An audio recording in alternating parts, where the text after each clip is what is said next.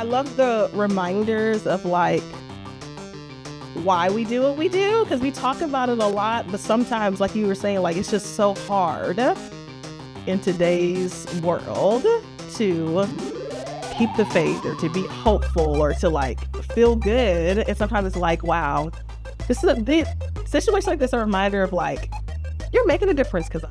Yeah. You're doing good work and it's all worth it. Yeah. Yeah.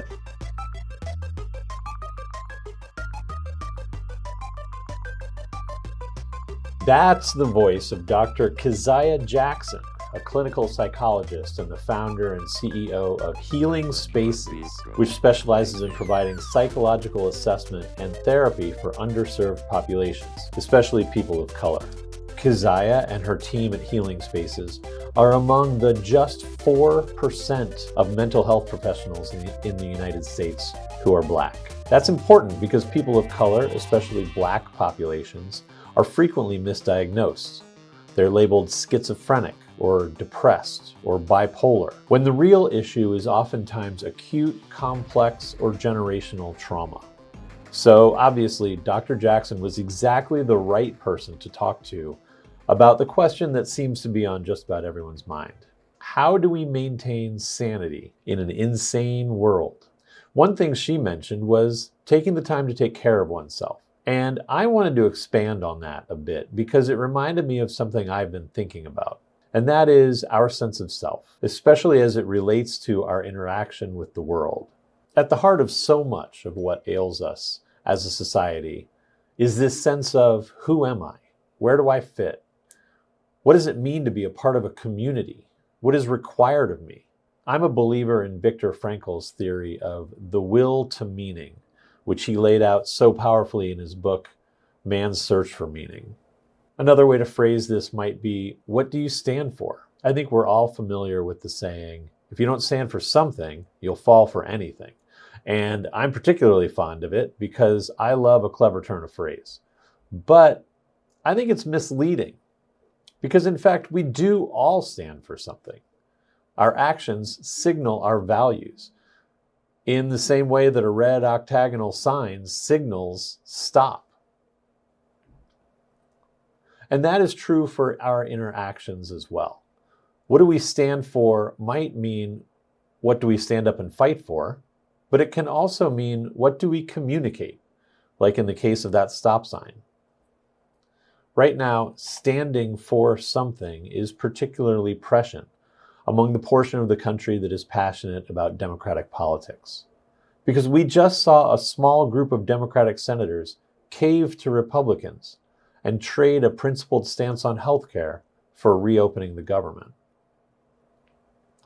After 40 days, they stopped standing on principle. And many people are asking, what do they stand for? Well, they still stand for something. Those 7 senators chose to stand for compromise, conciliation, status quo power structures, rather than an improved quality of life for their constituents and communities.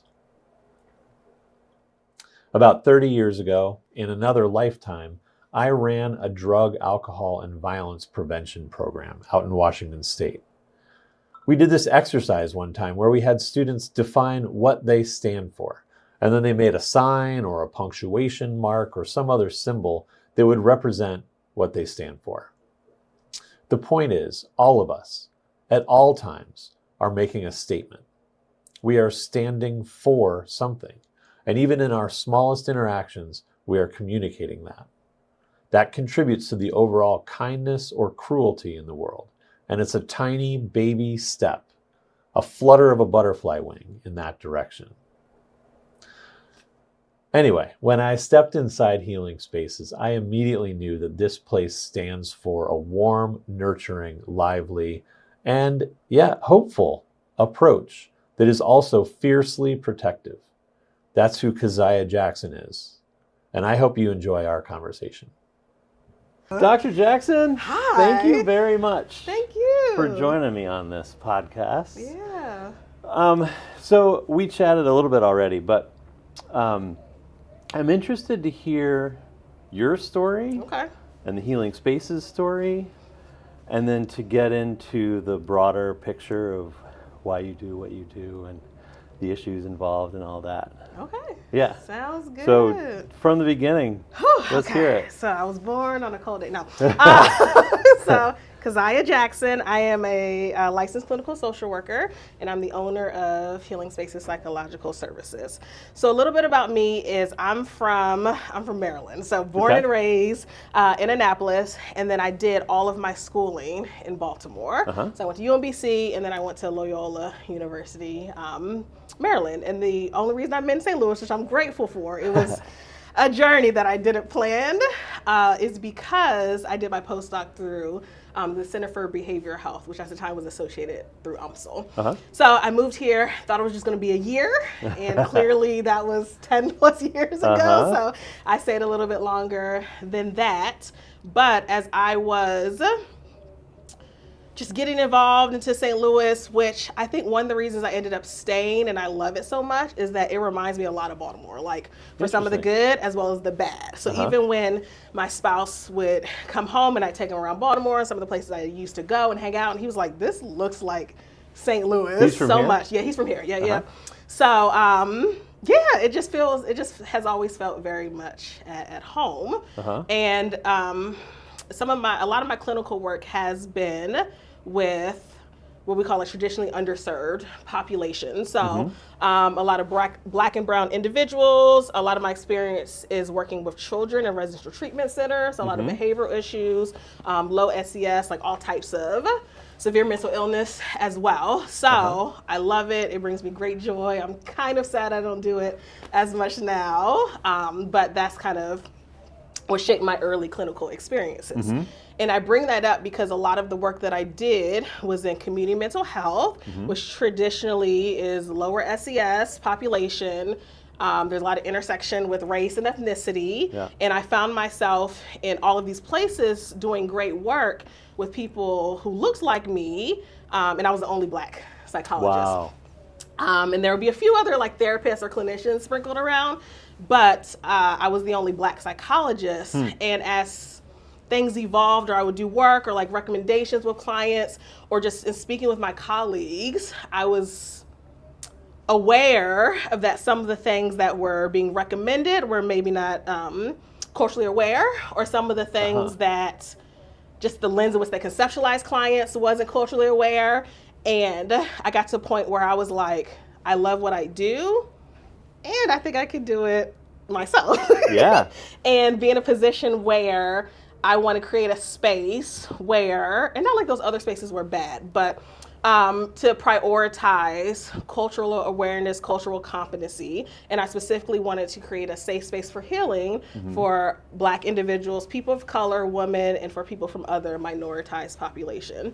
And this was in 2018. So as the years progressed and it grew from a solo practice to a group practice, the mission and vision has changed, but the goal has always been to work with individuals who are traditionally bypassed by like other healthcare systems. So that's a little bit on me and how I came to St. Louis and why I created Healing Spaces. And so how long is did Healing Spaces start in 2018? So not technically. So it started off as just a practice named after myself, and then I had my first clinician come on in 2020, and that's when I revamped it, kind of changed the name, and it became a group practice. I think I'll speak for myself, was familiar and aware of a crisis among Black communities, and especially Black men, seeking out help for mental health concerns. Our country's not great at educating around certain issues. And I thought that was a combination of socioeconomic issues, cultural issues, probably some religion in there as well. What I didn't understand was that there is some specific targeted racial history around psychology and psychiatry. That was news to me. Can you sort of like explain why it's specifically a racial issue that needs to be addressed? Yeah, I mean, I wonder if you're referring to things like the Tuskegee experiment and other instances where Black people would go in for treatment but end up being harmed instead. So I think over the years it led to this distrust of medical providers or different systems where it's like, you're supposed to be helping me, but instead you ended up infecting me with something, or you ended up hurting me instead, where it's like, I'll just stay away from that and try to treat it however different ways. Yeah. And how is that just in your personal journey towards becoming a psychologist and then also treating patients and clients? How have you noticed, like even today in 21st century, some hesitancy to treatment? How is that? Yeah, for sure. I think I spend a lot of time sometimes with clients providing some psychoeducation about what I'm doing, what my role is. So a lot of what I do in my clinical experience is now psychological evaluation. So I do less therapy. I do more of this kind of comprehensive process where clients will sit down with me and I'll provide diagnoses.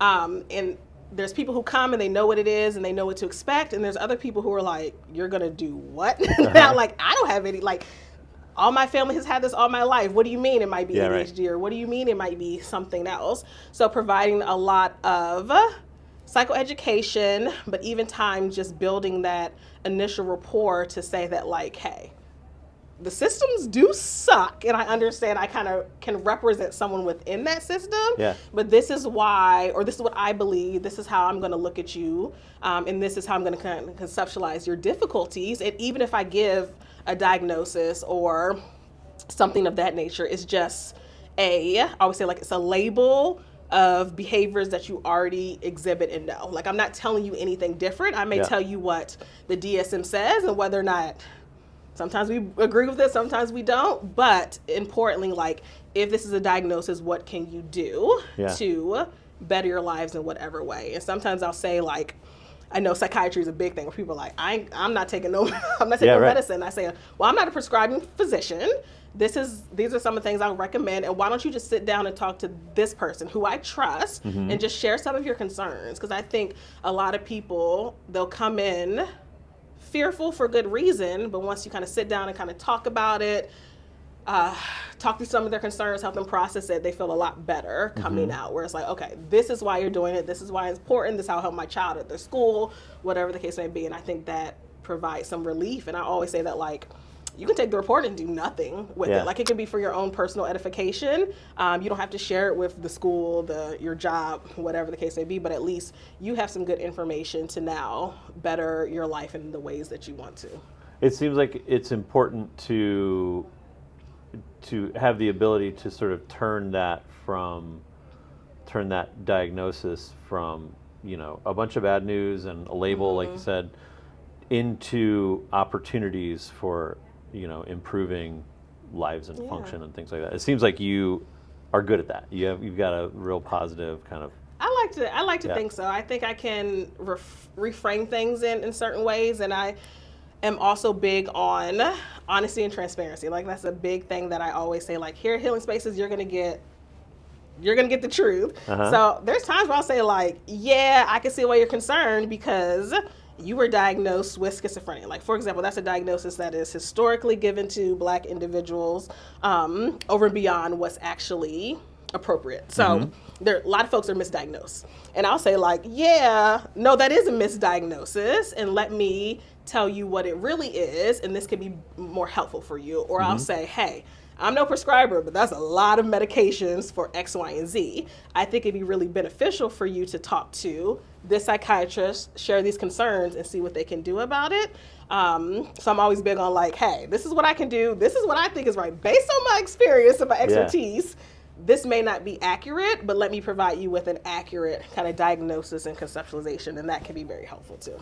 Do you see a lot of that in your work? Do you have a lot of people coming to you and you say that was? Unfortunately, I do, and I do a lot of different types of evaluations, but unfortunately, in some of the evaluations I end up adjusting a lot of diagnoses that are typically, schizophrenia is a big one, or any other like psychotic spectrum disorders. Bipolar disorder is one that I will reevaluate a lot, and a lot of these diagnoses end up being trauma, or or trauma based, or whatever the case may be. Like I do a lot of like, hey, that's not bipolar disorder, because you haven't actually exhibited any manic symptoms. So, but people hear like mood swings, and sometimes you go into an emergency room, and they'll say like, that must be bipolar, or you might exhibit some aggressive behaviors, and they'll put a label on it.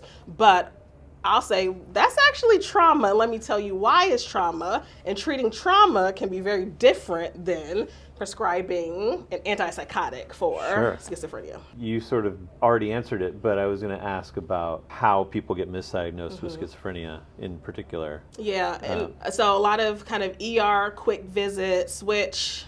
I can understand, like you go in a crisis, this is going on, their goal is to stabilize you. So they'll give a diagnosis, give medications, and send you out, and then there might not be additional follow-up to really see if that's an accurate diagnosis, and instead it's like, oh, I have this, and you're just kind of on these medications for life.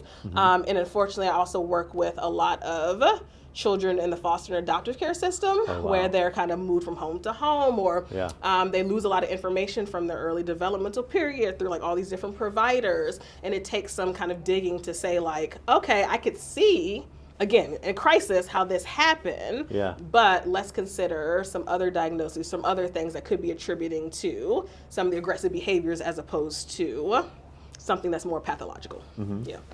Does healing, do you personally, or does Healing Spaces practice any specific modality when it comes to, trauma or any of it? Yeah, that's a great question. So there's not one specific modality clinicians will use. So like I said, I'm a psychologist. I had the assessment department, I guess, for lack of a better term, and I have psychometrists and other people who are trained to administer the evaluations, interpret them, et cetera, et cetera. And then most of Healing Spaces is also therapists who at times have their own specializations or modalities that they practice, but we're big on just anything has to be trauma informed. So like I have clinician Nicole who is trained in EMDR, and that's how she may treat trauma. I also have multiple clinicians who have exposure in specialize in DBT, and that may be another way to treat it, as well as just a host of modalities. So it kind of just depends. But people have their own kind of individual specialties, but we always say like, okay, but how does trauma fit into this, and make sure that we don't negate those experiences because they can underline so much.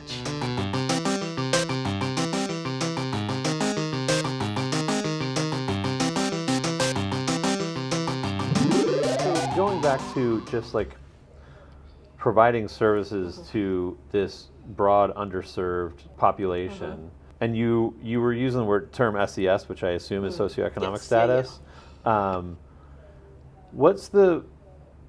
Everybody has to get paid, and how? What's the trick? What's the solution? How? I mean, I don't know that. There is an easy one. But there's not. Yeah. This is a question that I revisit a lot, and we talk about it a lot because, like you said, people gotta get paid, and historically, therapists and mental health providers are not paid what they should be paid, especially when you compare them to physicians and other medical professionals. So this is the way we operate. I think it works really well for what we do. But I'm always going back to the drawing board and seeing how we can serve more people. So, for example, with the assessments, and a lot of our services are private pay. So they are, priced at a rate where I can make sure that our people are taken care of. You can't pour from an empty cup. So I don't want our clinicians seeing 30, 35 clients a week. Full-time for us is like 22, 23. So it's like you got to take care of yourself. So you can see clients, but also like there's enough time for you to take care of your own personal needs. So we do operate primarily on a private pay model, but to be more accessible, the only insurance we do take is Medicaid. So for folks who can afford us, thank you. And also recognizing that there's a lot of folks who cannot afford our services as well. So the only insurance we do take is Medicaid. So a few providers do take Medicaid, and we'll do assessments and therapy. We also have a reduced fee program where instead of a sliding scale, it's a pay what you can program. So we're not checking W-2s, we're not checking payment stubs. We are saying, hey, you tell us what you can afford, and we'll tell you if we have providers who can do that service within that kind of range, and then we'll just get you assigned, no questions asked. And we do reevaluate that just in case like circumstances change, but we say like, hey, you tell us, and this is, if we can do it, we'll make it work. And we do that for all of our services. As much as possible, we also try to find different grants and other outside payers. Oh, interesting. So for example, over the last few months, we've partnered with the Mental Health Board, and where we can do therapy services for free. Wow. For children 5 to 21. That's fantastic. I know, I'm so excited. Yeah. Thank you, Mental Health Board. So that alleviates a lot of the burden, and we'll just match them with therapists. They don't have to worry about anything, and Mental Health Board pays us directly. We also try to partner with, there's a few EAPs we take that some folks take, so people aren't paying out of pocket. We have a Healing Spaces Access Fund where people can donate, and all those funds go directly to someone's service. So yeah, there's a lot of different ways where we try to like make sure we see as many people as we can, but making sure, like you said, that people get paid. Yeah, I think about the cost burden in private pay, and then also we're in a situation right now where a lot of insurance is going up, and a lot of people are going to lose their insurance, and then there's that gap between Medicaid and insured populations. And yeah, it's tough. It's tough. Yeah. So we try our best to do what we can. We're always looking for like outside partnerships. Like we have a few people we partner with like intermittently, and they'll say like, hey, we have the money, you have the clients, we can we have a new partnership that allows us to see the population is mostly immigrant. Some of them are not English speaking, and they pay for just 3 services. Wow. Off bat. Yeah. Wow. So we try to like find places like that where it's like, we want to do the work, and if you have the resources, thank you, and we both will collaborate to serve the population. Yeah, do you have a 501c3? We don't. Yeah. Wow. We you don't. just have really generous people. We do, and Great. I'm grateful for it. the team and people who value what we do here in the mission. Because that's been the hardest part, because it is a for-profit organization. So grateful for all the people where the team will go out and find people and talk to people, and people will come to us and be like, we love what you're doing, and we have this grant provider who doesn't require you to be a nonprofit, and we want to see how we can work something out. And I'm like, wow. Yes, thank you. That's great. Yeah, I'm very proud. Yeah. Proud of it. Yeah. So you come from a clinical background, or are a clinician. Am I going to say that? Am I saying that right? Yeah. As you were talking, I was thinking about, you mentioned trauma, and we were talking about low socioeconomic status, and I was thinking about a lot of behaviors that might be showing up as a disorder that could be trauma-based or could be nutrition-based, right? When you're dealing with people who have been misdiagnosed, do you see that come up a lot where, I mean, you mentioned trauma, and that can mean a lot of things, but I'm just thinking specifically, and not to get too political, but I started thinking about SNAP, and I started thinking about just malnutrition and how it shows up.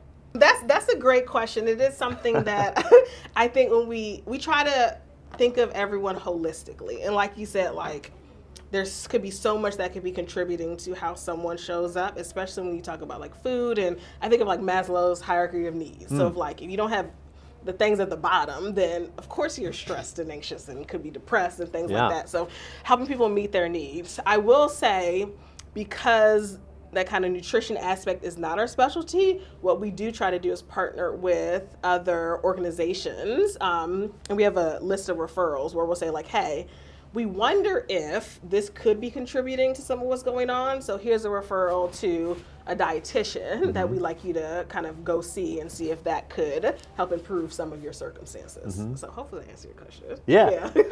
You talked a little bit ago about quite a bit of your population or potential population being unsure about the system. And it occurred to me that you're in an interesting, in some parts good, in some ways very hard position of having to convince people, welcome people into the system and say, you can be helped here. While also, I think you said it, like you understand the skepticism and can probably speak directly to that. How is it being both a part of the system and also trying to understand that the system is flawed? Yeah, I think that's a good question. And I think I just try to do the best I can do. And sometimes I even look at it as like, okay, how could I use this terminal degree, this education, any privileges I have to help other people? So sometimes I also know that just due to circumstances, like people may hear me out just because I have a doctor in front of my name. So I will position myself as Dr. Jackson and try to get the clients the things that they need, and just use any type of information, influence that I have to help them work within the system. And as much as possible, I'll, like I said before, I'll recognize that like these are the limitations and how can you get your needs met, utilize the systems that you want to and you can, but also be mindful of certain things. So like the thing that comes to mind is, aside from like, yes, we want everyone to be paid well, which is why we're private pay. Private pay also affords us confidentiality in a way that taking insurance does not. So I know a lot of people with this climate are like concerned about certain diagnoses and how they show up in their charts and things like that. Like, hey, no one is, I mean, we'll do the HIPAA and all the confidentiality, all that. But excuse me, as far as like insurances, no one is auditing, no one is going to audit anything, no one is going to follow it. We don't have to submit a diagnosis in order to get paid. So how can you get what you need? How can you get supported, but also don't want all that information in a particular system or for it to be used against you in certain ways, since it is a part of, some record. So trying to like do what we can to, Have you seen changes in that on a administrative level just since in the past year? Yes. Fortunately, it hasn't come to anything, but I know the big thing was like, okay, there's a proposition that all autistic individuals are going to go on some registry, and people are like, that could be so harmful for so many reasons. So when that was, I don't know the status of that. I don't think that's been enacted. I know it hasn't been enacted, but people are like, okay, I'm autistic and I don't want me to go on a registry. Okay, well, your stuff is confidential. Like, I'm legally bound not to share it with anyone. And if you pay us directly, we don't have to use insurance, and that diagnosis is not going anywhere. So you don't have to, you're autistic, I know you're autistic, this is the frame in which we're treating you, but that's not going to be on any paperwork anywhere.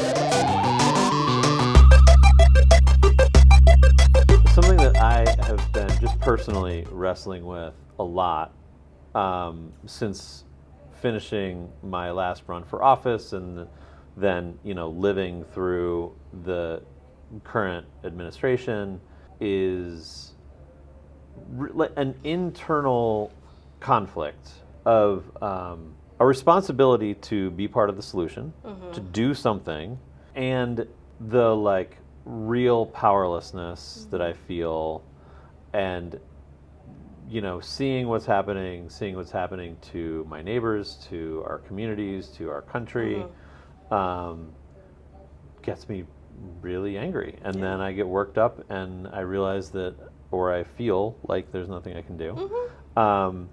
And for my own mental health, the best way I can continue to be a good dad and a contributing part of society and all of that is to just kind of keep my head down and focus on, one step in front of the other. But I don't like that. So I'm asking you to be my therapist now. But is that something that you see across the board? Do you have any sort of professional kind of insight on that in terms of like how to stay sane in today's world, how to be helpful in today's world without losing your shit? That is the question of the last couple of years. Yeah. I have been operating, and I wonder what other clinicians here would say, but I have been operating from the standpoint of like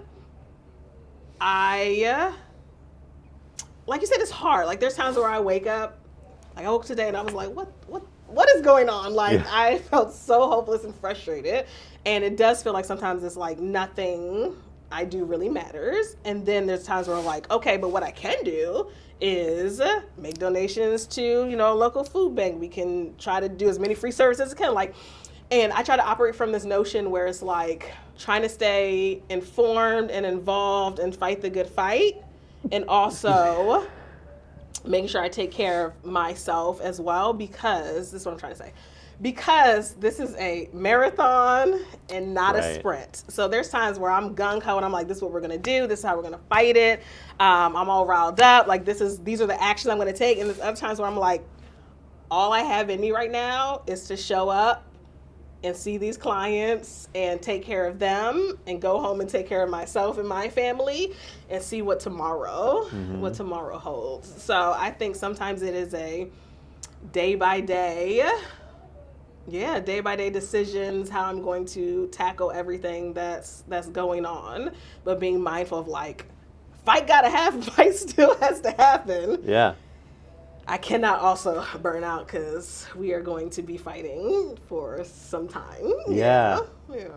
We were talking before we started recording, and I was saying, I don't know if you want to talk about politics, and you said, and we don't have to talk directly about politics, but you said, it's my responsibility to create a safe space here. Yeah. And I am not going to shy away from standing up for my clients and for what I believe to be right, because clients need to know that when they come in here, they're going to be safe and protected. And that is, in this day and age, so political. Important. Yeah, it is.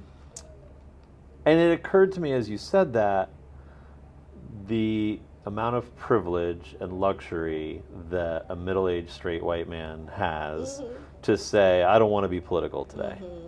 And that's not a luxury everyone has. That's not a luxury your clients have. And the world that, I was going to say the world they're inhabiting, but it's more like the world that is being thrown at them can feel pretty hostile. No, absolutely. I'm going to try to make this into a question somehow, but their lives are political, whether they like it or not. And how do you or would you counsel them to make it through the day when, it's could be hypothetical, it could be real, but ICE could be, at Home Depot, or just, we might not know how we're going to feed our kids today.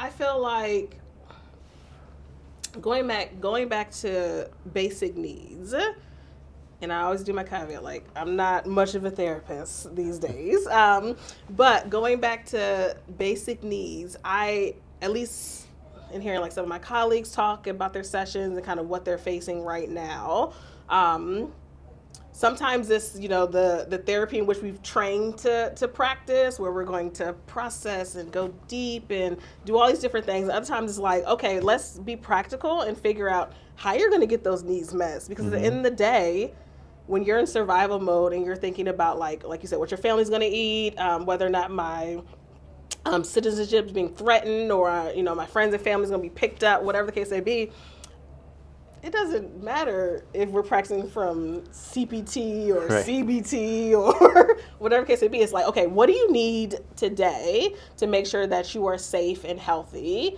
and going from sometimes that is, sometimes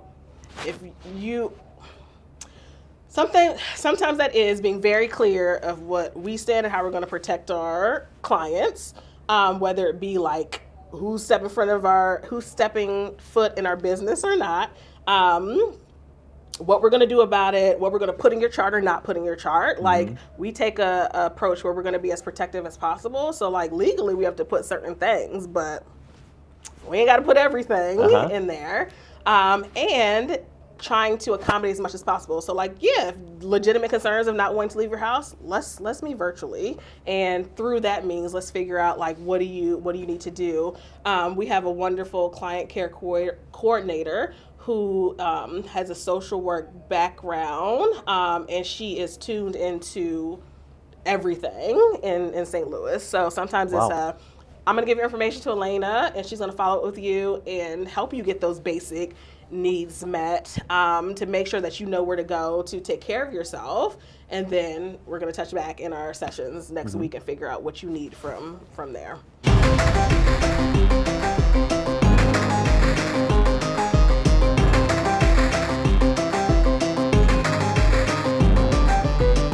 This is a big practice. You have a client care coordinator? Yeah.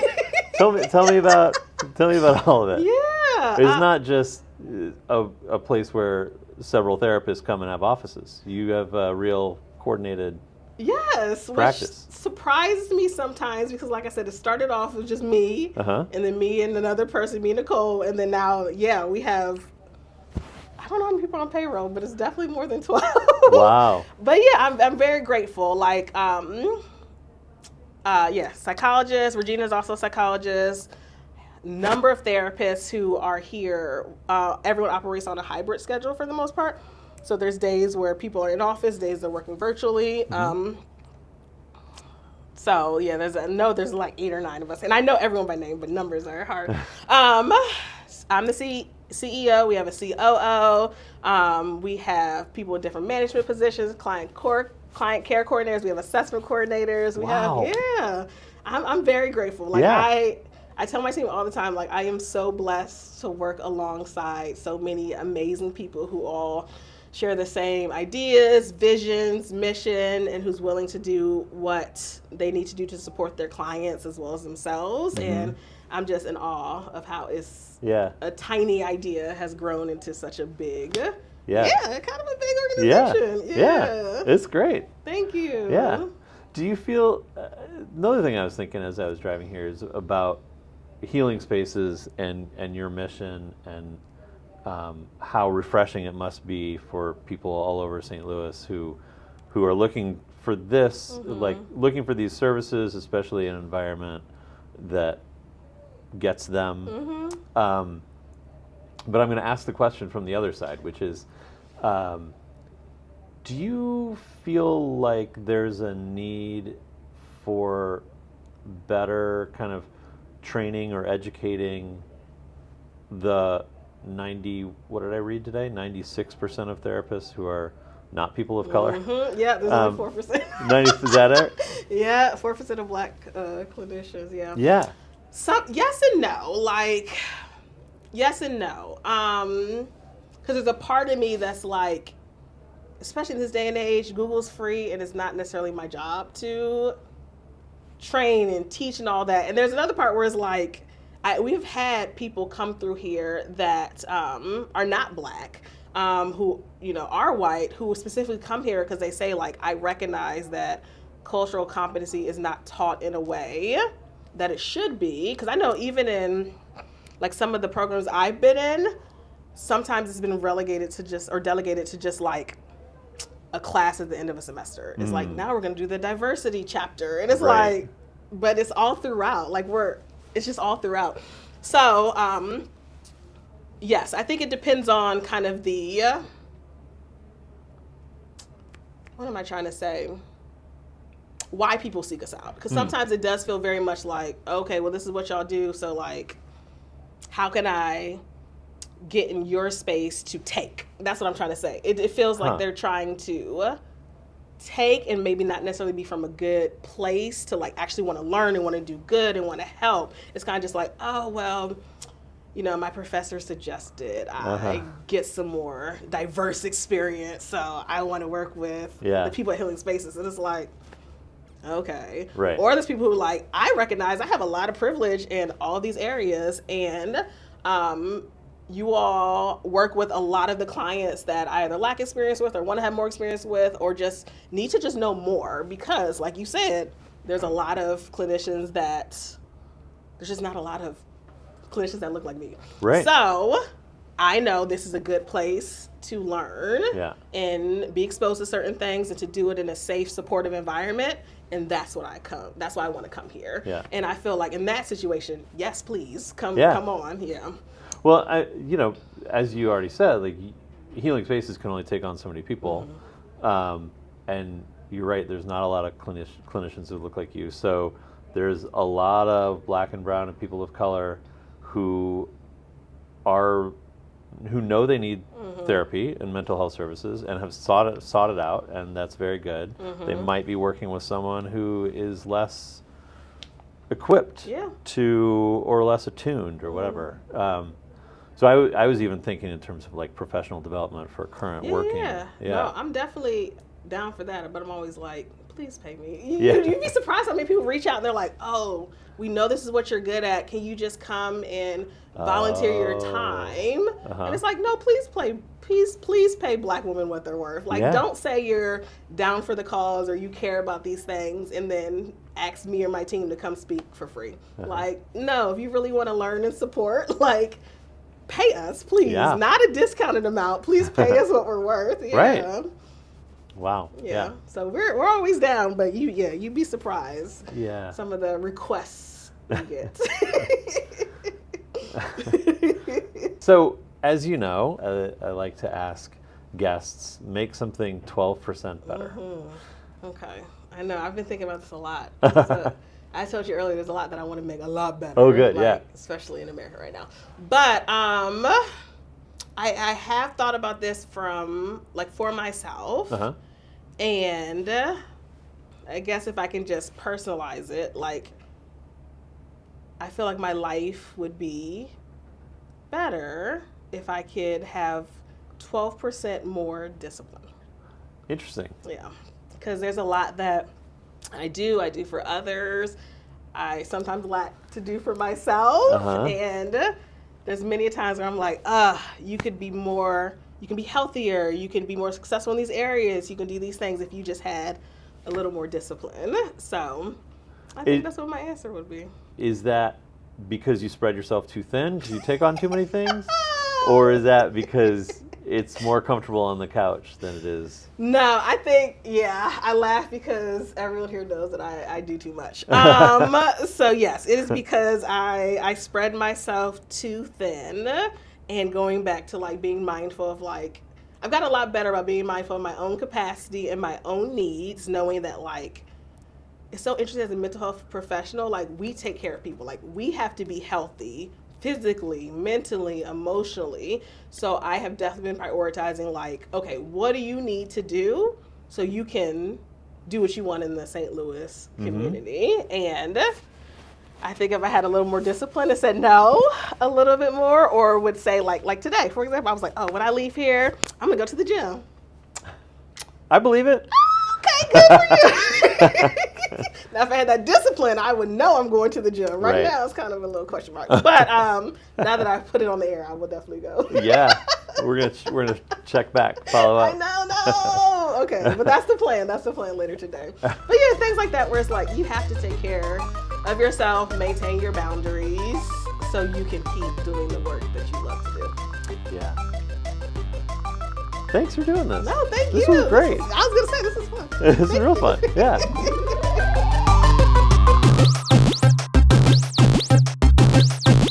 Game over.